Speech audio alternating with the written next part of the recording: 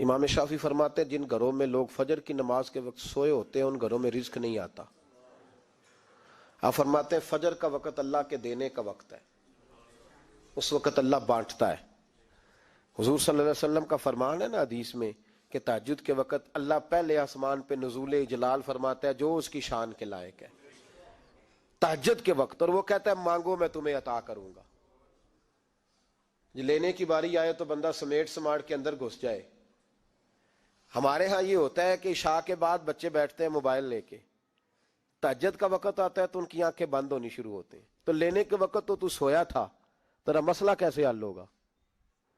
بھائی جب کوئی آدمی خیرات بانٹ رہا ہو تو جو پیالہ پیچھے کر لے اسے ملے گا؟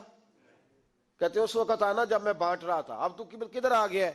مثال دے رہا ہوں۔ تو فجر کا وقت مانگنے کا ہے، تو ساری رات تو گزر گئی گیمیں کھیلتے، ٹی وی دیکھتے، اور جو لینے کا وقت تھا تو سو گیا، تو کیسے آئے گا تیرے پاس؟ تو اٹھے سویرے، بندوں سے مانگ کے دیکھ لیا، بڑی عزتیں خراب ہوئی، فجر کا وقت اٹھ کے جھولی پھیلائے۔ میرے رسول پاک علیہ السلام فرماتے ہیں، رب فرماتے ہیں جب بندے میرے آگے جھولی پھیلاتے ہیں مجھے شرم آتی ہے، کیسے خالی واپس کر دوں؟ سورہ طلاق 2-3 نمبر آیت کی گھر جا کے تلاوت کریں۔ رب کریم نے فرمایا وَمَن يَتَّقِ اللَّهَ يَجْعَل لَّهُ مَخْرَجًا، فرمایا جب تو اللہ سے ڈرے گا تو اللہ ہر مشکل سے نکلنے کا تجھے رستہ عطا فرما دے گا۔ اور کیا خوبصورت انداز ہے قرآن مجید کا، اور ہم نے اس کا لاکھوں بار تجربہ کیا، بیسوں اور سینکڑوں بار یہ چیز ذاتی طور پر پریکٹیکل سے گزری۔ اللہ نے فرمایا ہر مشکل سے نکلنے کا رستہ بھی دے گا، وَيَرْزُقْهُ مِنْ حَيْثُ لَا يَحْتَسِبُ، اور اللہ تجھے وہاں سے رزق دے گا کہ تو نے کبھی سوچا بھی نہیں ہوگا۔ وَيَرْزُقْهُ مِنْ حَيْثُ لَا يَحْتَسِبُ، سے دے گا کہ تو نے کبھی سوچا بھی۔ ایک صحابی تھے حضرت عوف بن مالک رضی اللہ تعالیٰ، کہتے میرا بچہ کافروں نے قید کر لیا، گھر میں غربت پہلے بڑی زیادہ تھی، میں دروازہ رسول پہ آیا، حضور اب کیا کروں؟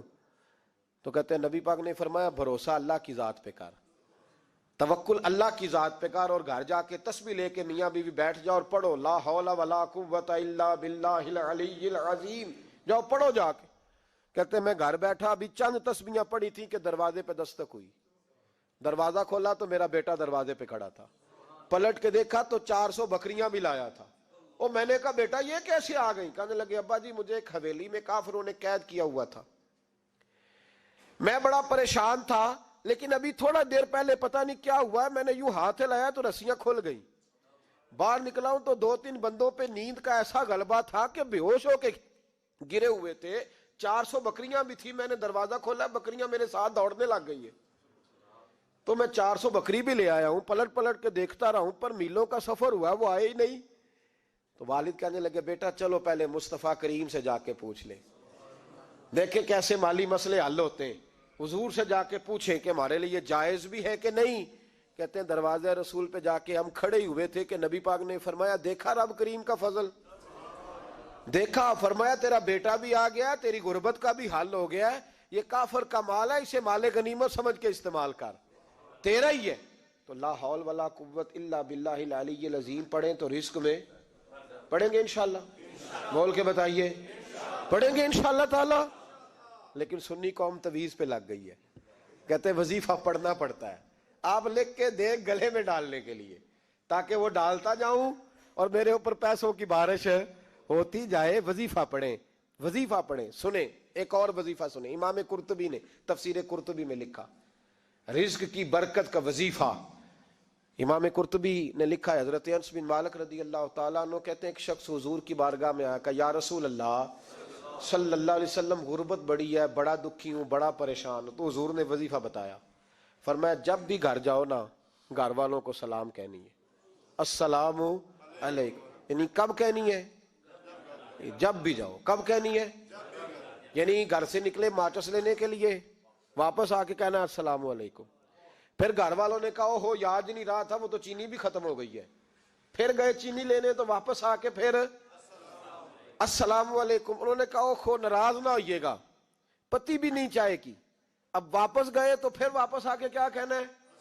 تو نبی پاک صلی اللہ علیہ وسلم نے فرمایا جب بھی گھر جا السلام علیکم کہے اور 3 دفعہ سورۃ اخلاص پڑھ دے، اور سورت بھی وہ بتائی جو سب کو آتی ہے، قل هو اللہ احد اللہ الصمد لم یلد ولم یولد ولم یکن لہ کفوا احد. 3 دفعہ یہ پڑھ دے.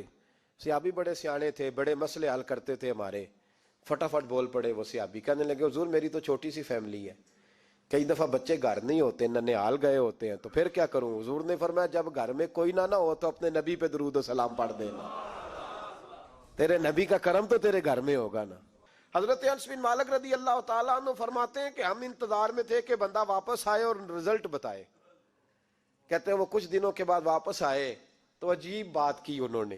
ہمسایوں سے کئی دفعہ بندے کی نہیں نا اتنی بنتی, اور کئی دفعہ لگتا ہے کہ میرا ہاتھ اوپر ہی رہے, یہ کہیں مجھ سے تگڑے نہ ہو جائے. کہتے ہیں وہ آئے تو نبی پاک صلی اللہ علیہ وسلم نے کہا کیا حال ہے تیرا؟ تو عرض کرنے لگے یا رسول اللہ صلی اللہ علیہ وسلم وظیفہ تو میں نے اپنے لیے پوچھا تھا اور میرے تو ہمسائے بھی امیر ہو گئے. حضور وہ تو میں نے اپنے لیے پوچھا تھا اور میرے دائیں بائیں والے لوگوں کو بڑی برکت ہوئی ہے. تو میرے محبوب مسکرانے لگے. حضور فرمانے لگے گویا برکتیں تیرے گھر میں جب برسی ہیں تو چھن چھن کے ان کا فیض اللہ نے تیرے ہمسایوں کو بھی عطا فرمایا. مشکل تو نہیں وظیفہ, کیا کرنا ہے؟ نہیں تو نہیں آکھنا مشکل لگتا مینوں نہیں, تسی کر دینا سلام لو, تسی کہنا بندے اسی ہیں تے سلام اسی لویے, تسی لو جاؤ کے دوبارہ گھر جا کے کیا کرنا ہے. چلے کچھ نہ کچھ 55% بولے ہی ہیں ماشاءاللہ.